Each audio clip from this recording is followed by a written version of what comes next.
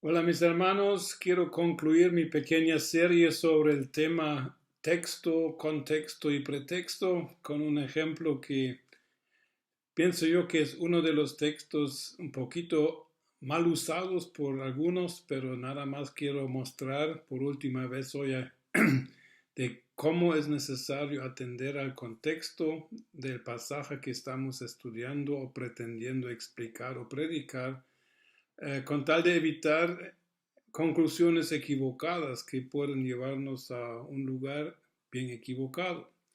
Les invito a abrir sus Biblias en Lucas 17. A partir del versículo 7 al 10 leemos lo siguiente.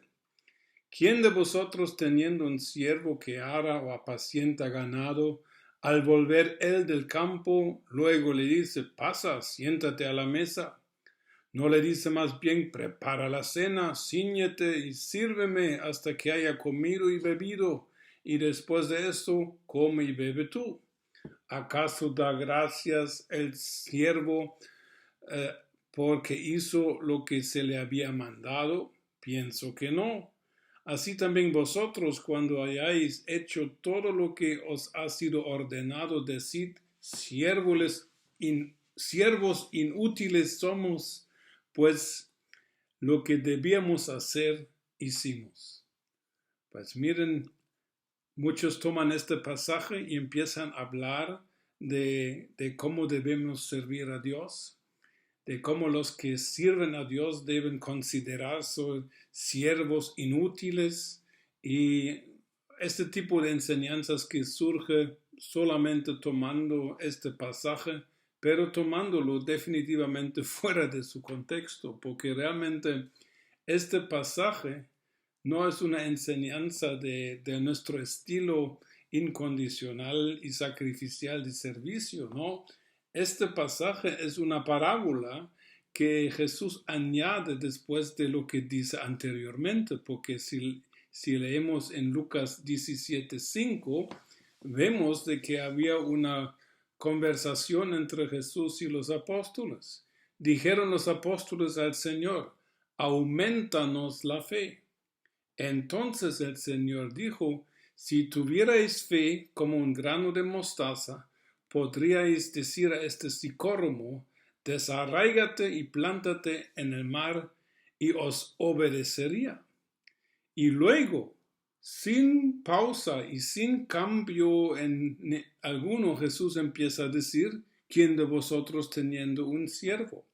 En el idioma original hay una conexión aquí entre los dos textos que indica claramente de que el texto de Lucas 5, 17, 5 y 6 están conectados con Lucas 17, 7 al 10. O sea, ¿qué está pasando aquí? Jesús explica a los apóstoles de cómo pueden aumentar la fe. Eso es lo que querían. Pero Jesús les dice, miren, si vuestra fe fuera la fe como un grano de mostaza, este chiquitío, podríais decir a este árbol, quítate y échate al mar y os obedecería. Está hablando de que la fe verdadera es una que va a hacer lo que nosotros prácticamente le mandamos a hacer. Está hablando de obediencia, está hablando de la efectividad de la fe. La fe verdadera, aunque es chiquita, pero si es genuina, es una fe poderosa que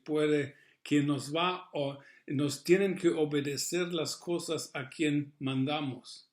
Y esto es la parábola que sigue de los siervos que vienen del campo y es esta metáfora hablando de que siervos, si son siervos, tienen que obedecer a su Señor y no tienen que tener otra cosa. Pero esta metáfora no se refiere a nosotros los que estamos sirviendo a Dios, sino se refiere a la fe, de cómo nuestra fe debería actuar en nuestra vida.